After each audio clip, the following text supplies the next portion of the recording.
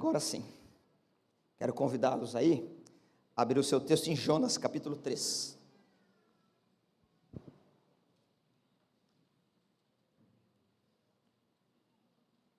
Como é um texto curto, então eu vou ler todo o capítulo 3, lembrando que a semana passada nós já trabalhamos o verso 1, 2, 3 e 4. Então agora dá para a gente condensar aí e terminar a exposição do capítulo 3, tá bom?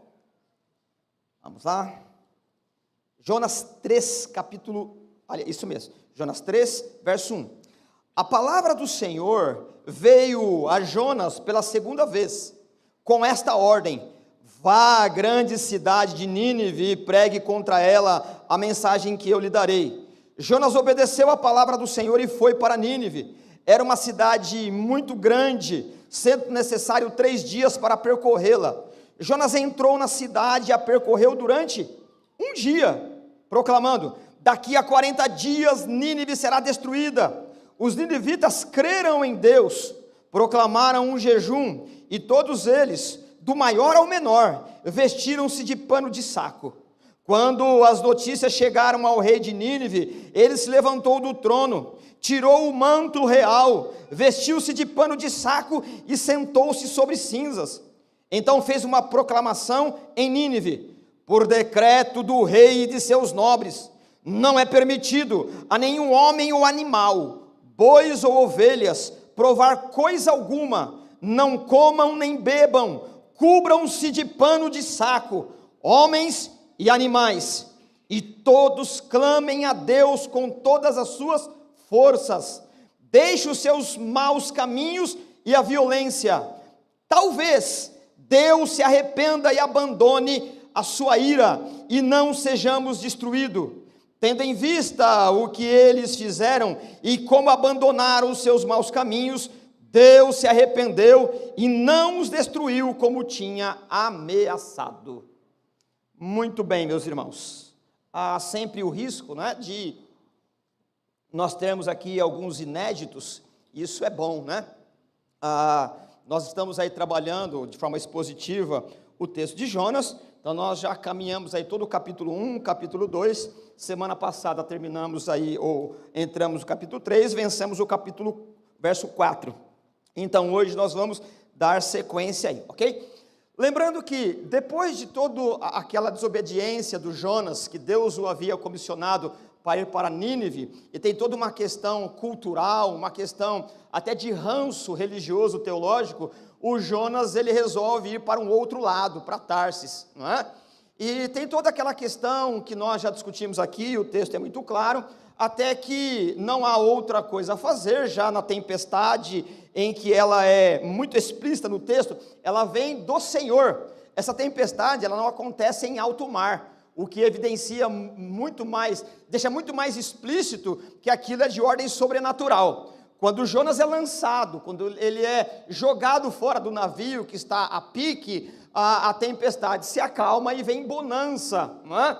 E quando Jonas está afundando, o texto narra um salmo de Jonas. O capítulo 2, ele é todo um salmo. Evidente que o Jonas, ele não registrou o salmo quando estava afundando, isso é a posteriori, não é? E a narração do texto, ela tem a ideia de um movimento que o Jonas está afundando e está indo à morte. E Deus, então, envia um grande peixe, né, um peixe misterioso, para engoli-lo. O peixe é uma providência de Deus para salvá-lo de um afogamento. Então o texto do Salmo ele tem um movimento. Enquanto Jonas ele está afundando, ele está dizendo que está indo para a sepultura. Quando ele é engolido, ele diz que foi salvo. Por isso que ele diz no verso 9 que a salvação vem do Senhor, não é? Essa salvação aqui, evidentemente que é a salvação da sua própria vida. E no meio desse salmo, o salmo é um salmo de contrição. Ele não é um salmo de petição. E há uma diferença bem importante aqui que nós devemos sempre deixar isso, quanto mais explícito, melhor. Quando nós temos um salmo de agradecimento, ele é um salmo que tem genuinidade, que tem uma sensibilidade de alguém que está em face da morte. Nós argumentamos aqui que Deus não salvou apenas a vida biológica do Jonas. Deus salvou o Jonas dele mesmo, da sua religiosidade. Deus salvou o Jonas da tua religiosidade, né, mofada. Jonas aqui ele tem uma ideia, por meio colocado diante da morte, de que ele necessita do Senhor, e ele diz que ele tem saudade do templo. Nós argumentamos aqui que a memória da participação da igreja ela é importante em tempos de dificuldade. Quem não constrói uma memória de comunidade, na hora que passa pelo vale da sombra da morte, fica sem repertório de comunhão. Essa é a importância de nós estarmos aqui também. E o Jonas vai demonstrando todo esse repertório de que ele participou efetivamente de uma comunhão. Ele diz, eu tenho saudade do templo. Esse texto nós chamamos de um texto de contrição, e a ideia de contrição, ela é diferente de atrição. Qual é a diferença? A contrição, ela é uma devoção genuína, sem medo. A atrição, ela é um pagamento de dívida por meio do medo. E eu quero explicar melhor essa questão aqui. A atrição, geralmente, é um pedido para Deus, com medo, por exemplo, de ir para o inferno. E aí, não há um comportamento de louvor, admiração à santidade de Deus, há um medo de uma consequência pior. Toda vez que temos um medo de alguma coisa e nos voltamos a Deus, não é uma contrição, é uma atrição, como se tivéssemos uma dívida para pagar, e aí então adulamos uma fera religiosa e pagamos algum tributo na religiosidade, para que ele não se ofenda mais. Isso é uma atrição. E isso é um problema porque muitos de nós, dependendo do circuito teológico que se enfrenta, ao invés do evangelho libertar, coloca muito mais peso ainda. E a vida prazerosa de relação contrita com o Senhor se torna uma vida de atrição, de medo de uma consequência de um Deus irado. Isso é uma herança que subliminarmente nós vamos recebendo desde criança. Ou quem, na sua tenra infância, se frequentou algum ensino bíblico, né, de forma genuína, sem a má vontade, ou sem qualquer outro tipo de interesse, genuinamente, aquele hino, quando criança, que diz assim, ó, cuidado, boquinha, o que fala, cuidado, mãozinha, o que pega, não tem isso? Irmãos, isso me causava um terror. Irmãos, eu tinha um medo danado, né? Porque partia de uma atrição, partia de um medo. Mas quão belo foi o dia que eu entendi que o Pai que quis me amar não está irado e vingativo. E ainda que Ele corrija, a correção é do amor. Não é uma vingança de um ser irado, iracundo. A diferença da contrição e da atrição, ela é importante. É possível que você tenha a segurança segura em Jesus, mas não desfruta da bondade do amor do Pai, porque se relaciona com Ele com atrição, não com contrição. Percebe? E o Jonas, ele está contrito, quebrado, fazendo juras de amor ao Senhor. Senhor, eu não vejo a hora de sair daqui. E aí, esse Jonas, ele é diferente do capítulo 1. Um Jonas arredio, um Jonas teimoso, um Jonas que tem ranço cultural de um povo que Deus pede para que ele pregue. Mas no capítulo 2, o Jonas é um outro ser humano. Só que quando começa o capítulo 3, o Jonas do capítulo 1 volta. Aqui está um retrato meu e teu. Cada hora na vida nós somos um. Na hora em que nós nos sentimos seguros e que parece que dominamos a contingência da vida, nós temos uma atitude prepotente e arrogante. Mas na hora, e aliás, até pedimos a morte, mas quando Deus nos coloca face a face com a nefasta morte, nós então falamos, sabe o que é, Senhor, eu não queria morrer não, né? E depois ele de novo tem esse mesmo comportamento. Eu e você somos uma senoide, uma gangorra emocional. Nós não somos o mesmo ao todo tempo, nós somos, por conta da herança de Adão, seres incoerentes. E aí o texto que nós já lemos diz assim, no verso 3, capítulo 3, verso 1, veio a palavra do Senhor segunda vez. E se você pegar o verso 1 e comparar do capítulo 3, comparar com o verso 1 do capítulo 1, é a mesma, Deus dando a segunda oportunidade. E aí o Jonas, ele vai pregar. Só que ele quer pregar ao seu método, do seu jeito. E eu lembro que eu disse semana passada que parecia eu quando meu pai me repreendia. E eu não queria fazer. Ele dizia, vai moleque. E eu falava, bom, se eu não for, eu sei o que vai acontecer. Eu ia, mas dentro do meu coração eu estava assim, eu vou do meu jeito. Ele tem domínio sobre o meu corpo, mas sobre a minha alma não tem, né? E você sabe o que eu estou dizendo. Você sabe. E o texto diz que o Jonas foi. Só que a cidade, ela era necessário pregar 3 dias, pela extensão geográfica. Ele prega em 1 dia. Está aqui no texto. A cidade era muito grande, necessário 3 dias. O Jonas foi e pregou em 1 dia, porque ele não tinha interesse na salvação. E a mensagem de Jonas, ela não deixa qualquer possibilidade de arrependimento. Imagine um profeta maluco, não é? Um cara estranho à cultura dos ninivitas, passando nas ruas principais e dizendo, 40 dias vai tudo destruir, 40 dias e tudo vai ser destruído. Ele não deu oportunidade de arrependimento. Essa é a metade da mensagem. A mensagem do Evangelho, ela nos coloca contra a parede no sentido de nos confrontar. Mas ela não nos deixa sem possibilidade de arrependimento. O Jonas, ele quer e faz o trabalho, mas ele prega metade da mensagem. E o texto é claro para nós, e o Jonas não tinha interesse que essa gente se arrependesse por todos os motivos que já discutimos. O problema é que uma mensagem de um profeta rançoso e preguiçoso, uma mensagem medíocre, alcança o coração de pecadores e eles se arrependem, mostrando que a salvação, ela de fato vem do Senhor, e não da competência de quem prega, ou da vontade de quem vai gerir aquilo que é pregado. Mas se o Senhor não nos salvar, não tem eloquência humana que possa nos confrontar em relação ao pecado. O Jonas não tinha nem interesse, nada, e o que ele não queria, ocorreu. A sua mensagem foi lacônica, fria, ela foi curta e seca, mas o suficiente para que eles se arrependessem. E aí então, nós agora sim, vamos para o verso 5. Os ninivitas creram em Deus, proclamaram um jejum, e todos eles, do maior ao menor, vestiram-se de pano de saco. Ora, essa expressão, ela é muito eloquente na esteira da leitura, reforçando aquilo que nós já temos lido aqui. O Jonas, ele fez tudo para a sua mensagem fracassar. O Jonas correu de Deus.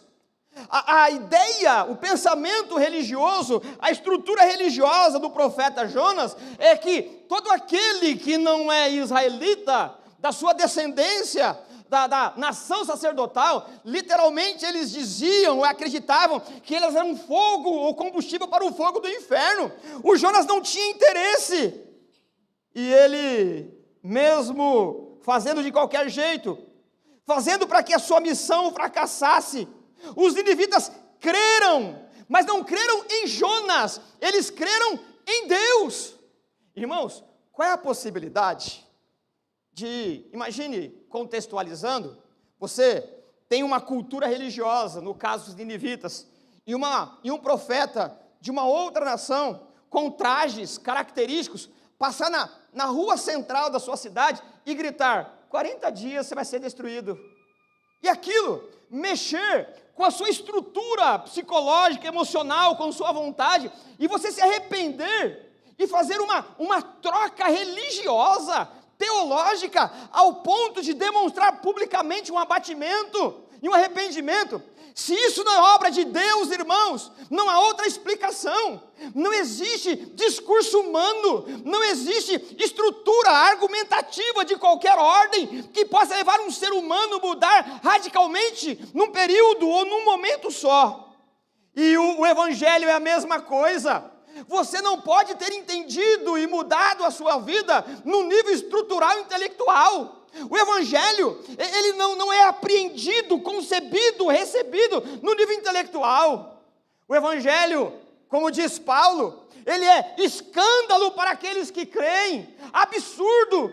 Você não pode apostar a sua vida, a sua eternidade, buscar uma vida de santidade ética, mudar o seu comportamento por uma mensagem que diz que um homem que você nunca viu na vida, morreu num contexto médio oriental, pendurado numa cruz, para pagar os seus pecados, que é a herança de um outro homem que viveu há muito tempo atrás, que você sequer conheceu, o Adão.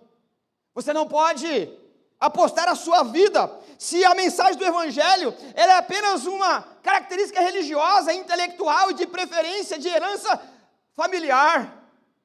O Evangelho tem o mesmo efeito. Se você crê de fato que Jesus é Senhor, a culpa não é de uma preferência religiosa, é o Espírito de Deus que te convenceu do pecado, do juízo e da justiça de Deus. Você não pode dizer com vanglória, você não pode medir a religiosidade ou o outro em relação à sua, se você crê no Evangelho num nível teológico, num nível de preferência doutrinário. O Evangelho é o poder de Deus para transformar o homem, e isso vem do alto, vem de Deus, do trono de Deus, da vontade de Deus.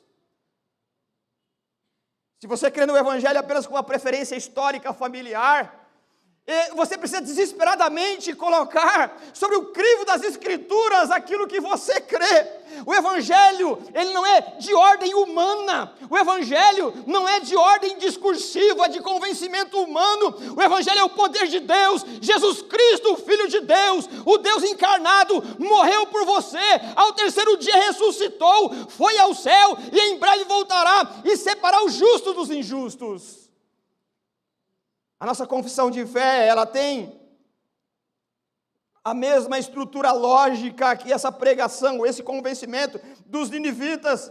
Eles não podiam crer da maneira que creram de forma humana. Não podia. O texto revela para nós que o profeta pregou condenação, mas Deus ministrou no coração dos ninivitas perdão. Isso é sobre-humano. Na mensagem do Jonas não tem perdão. Na pregação do Jonas, ele sai pregando de qualquer jeito nas ruas, de forma rápida, dinâmica, fazendo do jeito que dá para fazer, e ele se converte, porque na boca de Jonas tem condenação, mas na vontade de Deus tem perdão. Alguém já disse que esse sermão de Jonas é um sermão de um homem que tem um espírito indignado, que tem um preparo insatisfatório, ele tem um sermão medíocre, mas diante de tudo isso, nós temos um Deus tremendo, um Deus que quis salvar. Se dependesse de Jonas, irmãos, Nínive seria destruído, assim como se dependesse de nós. Muitos não faziam parte do hall de membro de uma igreja como a nossa. Nós também temos nossas preferências socioculturais, nós também temos nossas preferências, ou aqui, ou em qualquer outro lugar. Nós também temos um clube de santidade que elegeríamos esse ou aquele, mas graças a Deus que quis nos salvar e nos juntar num rebanho que gozará a salvação por meio de Jesus Cristo. É a salvação que tem poder. Aliás, é a palavra de Deus que tem poder para nos salvar. Se dependesse de Jonas, Nínive seria destruída, mas como dependeu de Deus, foi salvo. O método para salvar pecadores, irmãos, é a pregação do Evangelho. Deus resolveu mudar a situação eterna de pessoas por meio da loucura da pregação.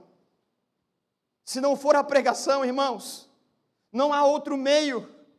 Nós podemos usar de subterfúgios, podemos criar métodos, mas nada é efetivo se não for a pregação do Evangelho. Deus resolveu salvar o pecador por meio da loucura da pregação, por meio de uma exposição de um texto que nos confronta e nos convence do pecado, do juízo e da justiça. O texto diz no verso 5, os ninivitas creram em Deus, proclamaram um jejum, e todos eles, do maior ao menor, vestiram-se de pano de saco. Aqui também é um exemplo que nos remete aos marinheiros. Os marinheiros também creram em Deus de uma maneira espetacular, miraculosa, extraordinária. E aqui a mesma coisa. E essa expressão, esse registro que está aqui no texto, que eles se vestiram de pano de saco, ela é uma demonstração pública de algo que aconteceu dentro do coração. Ela é uma demonstração pública para demonstrar que algo aconteceu. É a mesma coisa o batismo que nós batizamos. O batismo, ele não tem poder de transformar. A água não tem poder regenerador. Ele é um símbolo de algo que ocorreu dentro de cada um de nós. Por isso que nós não cremos na extrema unção. Se a extrema unção regenerasse, no último dia chamaria um sacerdote de qualquer religião e jogaria uma água benta e a pessoa não teria condições de resolver ou decidir nada. Mas ao homem está ordenado a morrer uma única vez e depois disso o juízo. A decisão eterna, ela depende enquanto você tem fôlego de vida. E o batismo, ele é uma demonstração de algo que ocorreu na intimidade entre você e Deus. O batismo não salva, mas é um testemunho eloquente de alguma coisa que aconteceu no íntimo e no sagrado de Deus em nós. Duas ações imediatas acontecem no texto. Eles proclamaram um jejum e vestiram de pano de saco. Tornaram visível aquilo que sentia no coração. Isso se chama arrependimento. O arrependimento, ele acontece num sagrado, particular e secreto, diante de cada um de nós e Deus.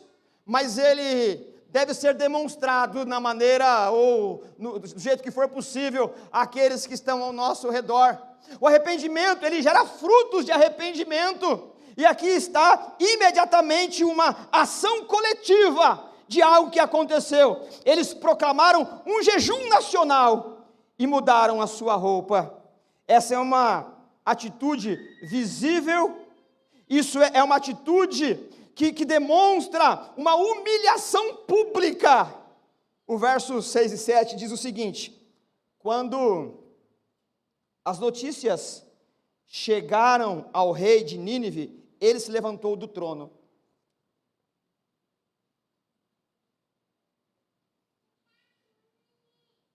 Tirou o manto real e vestiu-se de pano de saco e sentou-se sobre cinza. Então fez a seguinte proclamação. Já vamos ler a proclamação. Aqui tem um detalhe importante também. Aliás, tudo aqui é importante, né?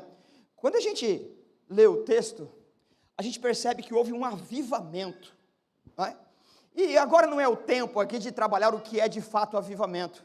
Mas eu também não posso perder a oportunidade de dizer que avivamento não tem nada a ver com um barulho de uma efervescência, de um momento de culto. Ela até pode ocorrer, mas o avivamento é um apego a Deus, não a um show pirotécnico do campo religioso.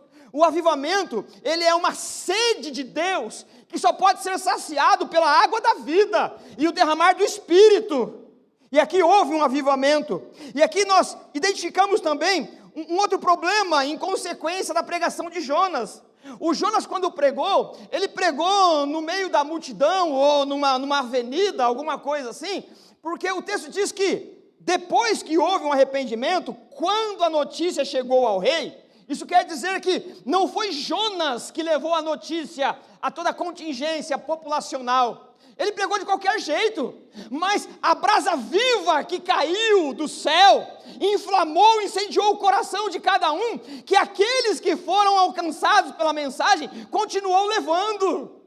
Não foi Jonas que fez o trabalho, foi o poder de uma vida transformada que continuou o dinamismo da pregação. Você percebe? A pregação, ela não termina em quem ouve, mas a quem ouve, assim que é alcançado e transformado, ela continua. Ela é um meio, ela se torna um meio também para levar a mensagem até outros. O Jonas, ele é um profeta interesseiramente preguiçoso, mas o poder do evangelho, quando ele alcança o coração do pecador arrependido, ele não consegue se calar. E aqui está o espetáculo da graça, irmãos. É impossível castrar o desejo, estancar o desejo de viver a alegria e pregar o evangelho daquele que de fato bebeu da água da vida. Não é uma imposição religiosa de alcançar prosélitos, não é uma ferramenta de alcançar outros e tirar da outra religião, como se fosse um placar, que a nossa religião é melhor do que a outra. O evangelismo, ele é de um coração que arde e quer falar do reino de Deus. Se você tiver um pouquinho de interesse e me traz a memória aqui, o contexto de Paulo, quando ele está escrevendo tantas outras cartas aos romanos, ele diz assim, lá em Romanos, que em todo o mundo se ouve a fé dos romanos. Isso é replicado em outras cartas, mas o que me chama a atenção, nesse tempo em que Paulo escreve as cartas, você não tem o veículo de comunicação, seja impresso, seja as nossas redes sociais, a velocidade da comunicação. Mas mesmo assim, aqueles irmãos em Roma vivem o evangelho com o fogo do Espírito, com o entusiasmo da graça, que ao viver o evangelho, o mundo inteiro sabe que eles são assim, porque uma vida transformada, incendiada pela graça, é uma vida que contagia e propaga o evangelho. Todos no mundo antigo sabiam que lá em Roma tinha pessoas que amavam o Senhor. Sabiam, não porque o Instagram da época, o WhatsApp da época, numa velocidade fenomenal de inteligência artificial comunicou, sabiam porque os discípulos de Jesus tinham o brilho da graça nos olhos e comunicavam o evangelho pela alegria de receberem aquilo que é a pérola de grande valor. Essas pessoas, elas se comportaram da mesma maneira, elas levaram a notícia a ponto do rei ter sido alcançado. E aqui também tem o poder da graça.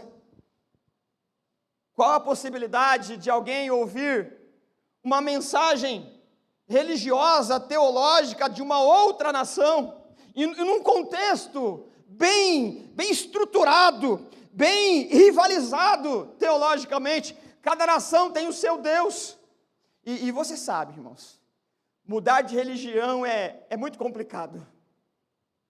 A religião, humanamente falando, é uma herança familiar, assim como o clube de futebol, difícil mudar de clube de futebol, você apanha, mas não muda.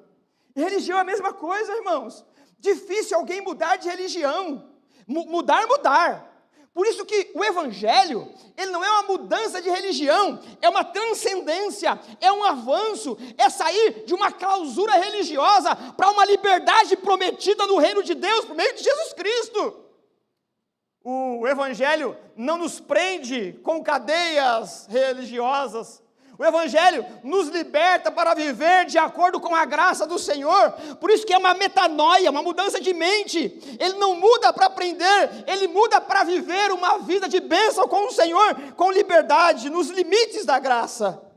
Essa gente, ao ouvir a mensagem punitiva de Jonas, creram em Deus e viveram de acordo com esse perdão, viveram desfrutando desse perdão que o rei de Nínive ouviu. E o texto diz para nós que, quando ele ouviu, ele vestiu-se junto com a população, que foi um decreto dele, e de cinza. Mas o texto diz, ele fez uma proclamação. Assim, antes disso, o texto diz assim, eu leio o verso 6. Quando as notícias chegaram ao rei de Nínive, ele se levantou do trono. Quando a gente lê esse texto, se levantou do trono, para nós, leitores simples, dá a impressão que ele estava sentado e se levantou, mas não é só que ele se levantou, a ideia de se levantar aqui é uma ideia de destronamento, é uma ideia de abrir mão de um poder frente a uma autoridade maior. E você sabe o que é a autoridade? Quando alguma figura representativa de autoridade diante de nós o reverenciamos, seja por qual motivo. E esse sujeito, o rei de Nínive, ele é um rei ensoberbecido. E essa é a natureza de um rei de uma nação como essa. A autoridade, ela é importante para a governabilidade. A autoridade e o respeito, ela é importante para o bom funcionamento, e não estou questionando aqui o juízo de valor, mas o texto diz que ele se levantou, ele está se levantando em representatividade, dizendo que há uma autoridade maior, e aqui a gente tem a eloquência do texto, e nós sabemos, irmãos, o quanto é difícil destronar alguns ídolos que dão ordem para nós. Cada um de nós tem o seu ídolo. Cada um de nós se levanta para uma autoridade aqui dentro. Cada um de nós tem um ser ditador aqui dentro, que nós resumimos tudo isso como o Senhor pecado. E nós nos levantamos e reverenciamos esse pecado que é ditador. E aqui também tem uma ditadura, uma soberba de alguém que impõe, alguém que impunha também um poder, mas quando ele é confrontado com o rei de todo o universo, com o rei dos reis, ele se levanta em posição de destronamento, de abrir mão, e ele decreta, por decreto do rei e dos seus nobres, e aí vem o decreto: não é permitido nenhum homem ou animal, bois ou ovelhas, provar coisa alguma. Não comam nem bebam. Bom, quando nós vamos lendo esse texto, a gente descobre que na estrutura religiosa dessa nação, de Nínive, da Síria, os animais eles tinham uma participação no culto, não a participação de cultuar, mas a estrutura do pensamento religioso, os animais tinham um papel importante na liturgia. E aqui ele está dizendo que aqueles que ocupam um lugar importante na liturgia dos seus deuses, também estão se arrependendo, não eles mesmos, é claro, são irracionais, mas é uma atitude de dizer que do alto a baixo, as estruturas idolátricas estão submetidas ao rei do universo, porque é decreto do rei. Todos vão se abster, todos vão declarar publicamente que houve um arrependimento por conta de um profeta que pregou uma mensagem e essa mensagem atingiu o coração. O verso 8 diz: cubram-se de pano de saco. E nós já sabemos que cobrir de pano de saco é um sinal de humilhação, mas geralmente esse cobrir-se de saco, ela tem uma ideia de que as pessoas, os mais simples, a base da pirâmide social, não teria nenhum problema, entre aspas, de cobrir-se. Mas o rei também, ele está não só disposto, mas ele como exemplo, ele vai se despir dos seus trajes reais, abrir mão das suas prerrogativas governamentais e se cobrir de pano de saco. Cubram-se, verso 8, de pano de saco, homens e animais, e todos clamem a Deus com todas as suas forças. Aqui há um sinal externo de algo que aconteceu internamente. Irmãos, ninguém tem condições de humanamente dizer que eu e você somos convertidos. Por isso que a igreja, seja ela qual for, aceitam aqueles que professam publicamente a fé, que vão para o batismo, e depois preenchem uma ficha antes, e vai para o hall de membros na secretaria, e ali passam a fazer parte de um hall de membros de uma igreja para administração, para as burocracias que são importantes, mas isso não é suficiente para a salvação. Nós podemos errar e incluir ou ser incluído numa administração burocrática e te dar uma carteirinha de membro, mas isso não basta. A questão eficiente e importante é que você seja inserido na igreja universal, na igreja de Cristo, no corpo de Cristo. E aqui não tem erro, porque quem batiza é o Espírito de Deus. Nós podemos errar na membresia, mas Deus não erra na salvação. O importante é você ser membro da igreja que pertence ao corpo de Cristo. E aqui há um homem que com sua nação se arrepende a Deus com todas as suas forças. E ele diz, ainda verso 8, e todos clamem a Deus com todas as suas forças. Deixe os seus maus caminhos e a violência. Nós já discutimos aqui várias vezes que essa nação ela é uma máquina de guerra. A brutalidade, ela é indescritível ao ponto de causar náusea, ranço, nojo, na maneira em que eles invadiam e submetiam as suas presas. E presa aqui não é nenhum acidente linguístico, porque eles tratavam suas vítimas como animais. Eles empalavam as pessoas. Desculpe aqui a eloquência, a explicitude, mas o empalamento, eles cortavam um galho, um tronco, numa medida, e como se fosse um lápis apontado, fincavam aqui e colocavam no chão, e a pessoa ficava assando ao sol. E quando não era no estômago, era naquela última parte do sistema digestivo, se é que você me entende. Eles agiam dessa maneira, eles furavam os olhos. As crianças, para não ter trabalho de cuidar, eles matavam as crianças. Nos portões de Nínive, eles colocavam os crânios das pessoas, para que quem olhasse, percebesse que ali há uma nação selvagem, e que ai daquele que se levantasse contra Nínive. É por isso que o texto ganha a eloquência, quando diz assim: todos se arrependam dos seus maus caminhos e da violência. Aqui há um grupo, há uma nação que sabe o que é violência. Há um grupo de pessoas que foram ensinadas, doutrinadas, foram catequizadas na violência como animais que avançam, a indignidade humana.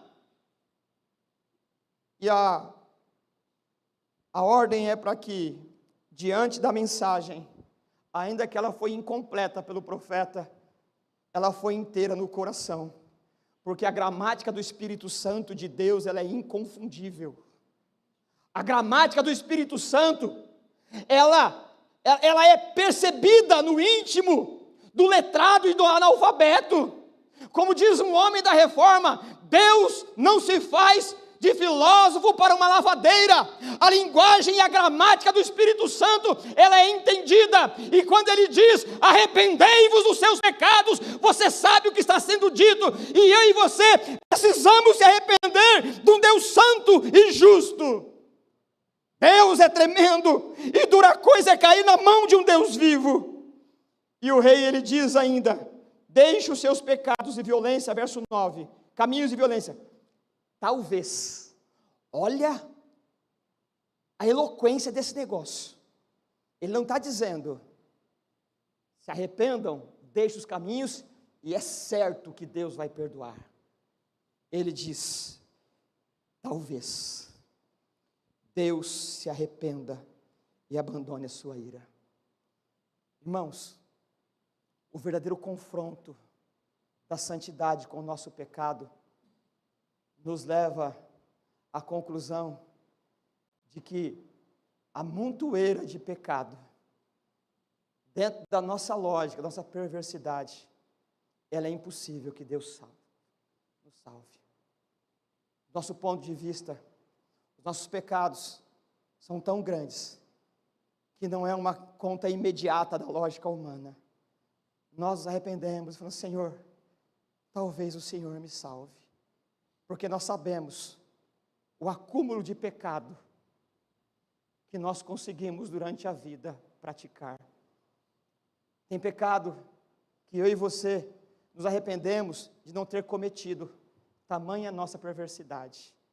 Você se arrepende de não ter sido mais esperto em alguma ocasião da sua vida. Você se arrepende de ter deixado o cavalo selado passar. Você lamenta até hoje por não ter tido uma aventura sexual, uma oportunidade. Fui bobo, deveria ter aproveitado. Aquele dia me fizeram essa proposta, e você ainda maquina, remói dizendo, por que eu deixei passar? Nós nos arrependemos de não ter pecado mais. Nós somos pecadores por natureza. E quando nós somos confrontados com a santidade e justiça de Deus, a única conclusão lógica humana é, talvez Ele me perdoe. Mas o texto e o Evangelho mostra que Deus é rico em misericórdia, e por meio de Jesus Cristo nos salvou. Nós temos dúvida que Deus é poderoso para nos salvar, porque ninguém como eu e você sabemos o tamanho da competência que nós temos para pecar, mas Deus é muito mais competente para perdoar. Talvez Ele nos perdoe, o talvez é a dúvida de um coração pecador, o talvez é a explicitude, é a eloquência, é o artifício de um coração dado ao pecado. Mas Deus, que é gracioso, resolveu nos amar e jogar no mar do esquecimento todos os pecados, e em Jesus Cristo nós podemos ser salvos.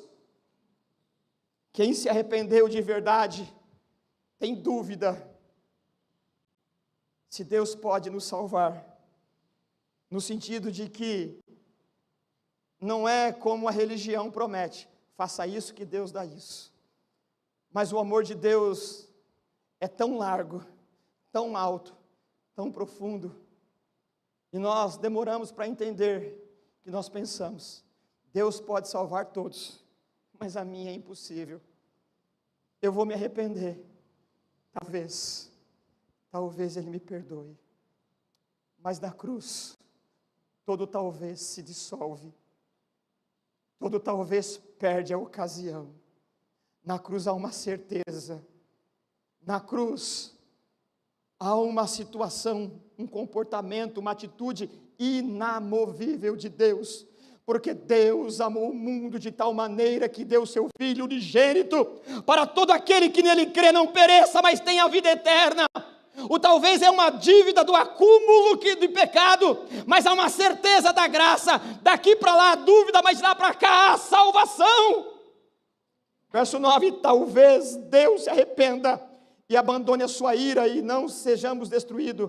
Meus irmãos, eu não tenho condições agora de trabalhar essa questão do abandono ou do arrependimento de Deus.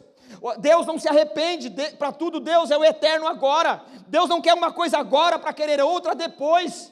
Deus não está mudando conforme a situação. Deus está na eternidade. A questão aqui é uma linguagem humana para a comunicação. E outrora nós vamos discutir mais isso, mas em Deus não há uma dúvida de arrependimento, vamos fazer isso e depois se arrepender, não, para Deus é tudo um eterno agora, mas na comunicação, na aplicação da salvação, há momentos históricos que Deus, por linguagem, participa conosco. Nós chamamos isso de linguagem antropomórfica, ou antropopática, difícil, né? Mas eu vou explicar. Quem que consegue explicar Deus? Ninguém, irmãos. Então o que nós lemos na Bíblia é uma linguagem humana para aproximar aquilo que Deus é. Mas nunca é exatamente o que Deus é. Então, para entender Deus, nós atribuímos linguagem e sentimentos humanos para nos aproximar. Por isso que antropomórfica, ou seja, as mãos de Deus, dar forma humana para entender. Mas Deus não tem mão. Os olhos de Deus estão em todo lugar. Irmãos, Deus não tem olho. Percebe? Então qual é a maneira de tentar explicar? Deus está vendo tudo, a sua onisciência, os olhos de Deus. É atribuir formas humanas que conhecemos para entendermos Deus. Deus se arrependeu. Antropopatia, ou seja, dar sentimentos humanos para entendê-lo. Mas tudo isso é apenas uma retórica humana para entender o quê? Que no arrependimento Deus se moveu para essa gente, que precisou ter um passo, dar um passo de arrependimento, e Deus então resolveu poupá-los. E o verso 10 diz assim: tendo em vista o que eles fizeram e como abandonaram os seus maus caminhos, Deus, mais uma vez, se arrependeu e não os destruiu como tinha ameaçado. Nós vamos terminando aqui, irmãos. No próximo encontro, avançamos o capítulo 4, mas sem perder aqui aquilo que é essencial. Se o Evangelho, se a pregação de Jonas, e aí eu vou cristianizá-lo aqui, fosse uma mensagem apenas patriota, fosse apenas uma mensagem inventada pela estrutura judaica dos patriarcas, essa gente estava condenada. Da mesma forma, se o cristianismo, se o Evangelho fosse alguma coisa pensada nas cadeiras da academia teológica, ou nos gabinetes pastorais, o mundo já teria vencido. Um filósofo francês, na sua época, século XIX, ele disse: eu dou mais 100 anos, e a Bíblia será uma peça de museu, e não haverá mais igrejas, o nome dele nem é lembrado, ele caiu no esquecimento. Mas aqui está, o livro que tem a gramática do Espírito de Deus. Aqui está um povo que se arrependeu dos seus pecados, porque a mensagem do Evangelho não tem uma estrutura teológica humana, não tem um apelo sociológico, não tem um afago filosófico. O Evangelho é o poder de Deus, e foi o Evangelho que te confrontou com seus pecados, foi o Evangelho que trouxe a sua consciência, que você tem herança do Adão, você recebeu do Adão uma natureza pecaminosa, e você está sob o juízo de Deus, e só tem um caminho, o caminho é a cruz de Jesus Cristo, o caminho é o sacrifício vicário do Senhor, o caminho é receber o Evangelho que salva, o caminho é se arrepender por meio do Evangelho pregado, por meio das Sagradas Escrituras. Assim como aquela gente se arrependeu com aquela mensagem dura, mensagem curta do Jonas, de alguma maneira o Evangelho te alcançou, de alguma maneira, ao ouvir as Escrituras, o hálito de Deus soprou na tua consciência, e jogou para fora do âmago da sua existência, o entulho do pecado, a barreira de separação entre você e Deus, e você foi abraçado pela graça, você foi reconduzido ao caminho da paz, você foi reconduzido ao caminho da esperança, e o único objetivo, o único fim, a estação final, é a vida eterna. Se você está entre aqueles que recebeu o Evangelho, não importa por quais meios ele chegou até você, se uma pregação de qualquer jeito, ou uma pregação um pouco mais criteriosa, o meio nesse momento não importa, a questão é que, se o Evangelho te alcançou, você também já deu sinais, de alguma maneira, de arrependimento, e acreditou no seu limite de conhecimento, na sua vã filosofia, que o acúmulo de pecados que você praticou e desejou praticar não podia ser removido pela graça, mas Deus, com mão santa, limpou o depósito da sua alma, purificou a consciência, mudou o teu coração, e hoje Jesus Cristo é o teu Salvador. Se você, junto com outros irmãos, foi salvo por Jesus, eu quero te convidar nesse momento a participar desse memorial, convidá-lo a ficar de pé, convidar o pastor Décio, convidar o diácono, irmão Gustavo, irmão Belarmino, pastor Fernando, e juntos celebrar a salvação maravilhosa que o Senhor operou em nós e por nós. A mensagem do Evangelho que chegou até você, e você, em atitude de recebimento, em atitude de contrição, recebeu o Evangelho. Eu queria com você nesse momento pedir que o Espírito de Deus nos levasse a um sagrado secreto particular e nos ajudasse a fazer um exame de consciência, para que possamos de fato ter uma contrição de arrependimento e colocar os nossos pecados diante do Senhor, para que em seguida, depois da tristeza do confronto, surgir a alegria da salvação. Para isso eu quero, junto com você, convidar o pastor Fernando e orar, consagrando os elementos, e crendo e recebendo que Jesus nos salvou pelo poder do Evangelho. Amém. Senhor Deus e Pai, nesse momento nos colocamos diante de Ti e somos gratos a Ti, Senhor, porque o Senhor, por meio do Seu Filho Jesus Cristo, pagou um alto preço na cruz por nós. E nesse momento tão especial, trazemos à memória, Senhor, a pessoa de Jesus Cristo, o Seu sacrifício na cruz, a Sua vida derramada por nós, o seu sangue vertido na cruz, Senhor, e através dele, hoje, nós temos o perdão dos nossos pecados, nós fomos reconciliados contigo e temos a vida eterna, Senhor. Nesse momento nós pedimos a Ti, Pai, dai-nos entendimento, compreensão, fé e temor, para participarmos, Senhor, da ceia do Senhor, com discernimento, e saber, Senhor, da grandiosidade desse ato, no nome de Jesus. Nós somos gratos a Ti, Pai, pelo Teu Filho, pelo Teu sacrifício do Seu Filho na cruz do Calvário, no nome de Jesus. Amém. Enquanto louvamos ao Senhor, você vai ser servido. Vão. E você tome os elementos. Enquanto você espera para participar, ore intimamente, você e Deus. E se você vai participar, se você ainda não se sente em condições, nós sugerimos que você seja batizado, esteja participando da comunhão de uma igreja, mas isso é uma orientação. De repente, hoje é o dia que você se arrependeu dos seus pecados, você sentiu no coração de participar, faça com alegria, em nome de Jesus. Receba os elementos para a glória do Senhor.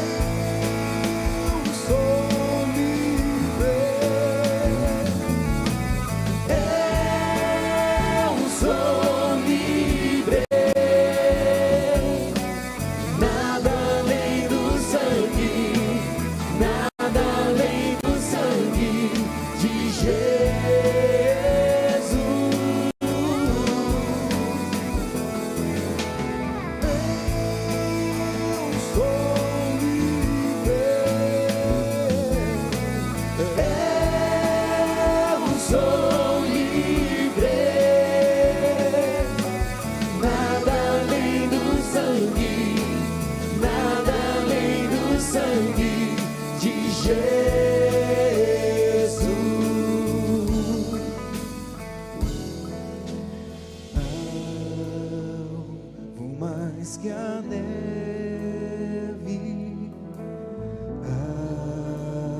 alvo mais que a neve, se nesse sangue lavado,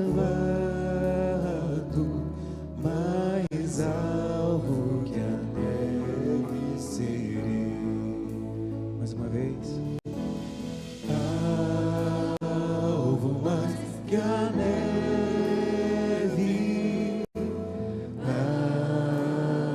alvo mais que a neve, se nesse sangue lavado, mais alvo que a neve serei. Louvado é o Senhor, louvado é o Senhor. Enquanto os irmãos estão sendo servidos, deixa eu perguntar se ficou alguém que vai participar e não recebeu o cálice, os elementos. Se ficou, só dá um sinalzinho que a gente providencia. Lá na galeria, me parece que ficou alguém ali, ó. Por gentileza, vamos servi-los, para que todos participemos juntos.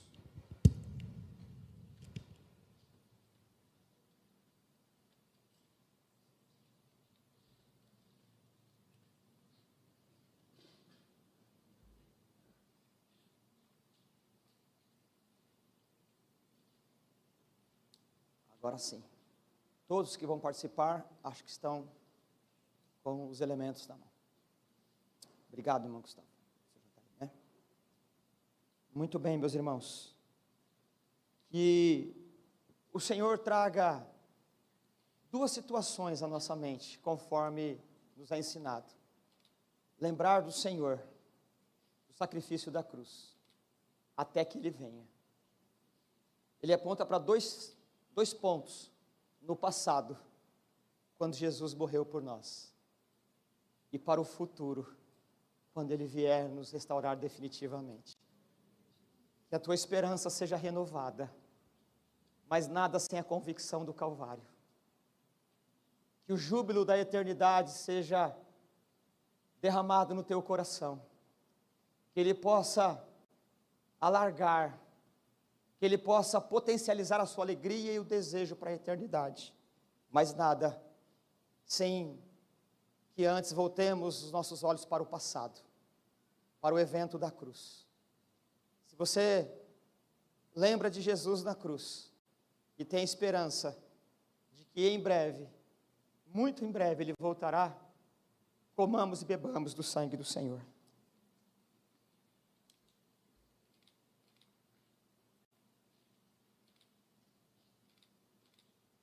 Só as vozes.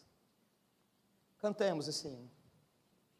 Alvo mais que a neve,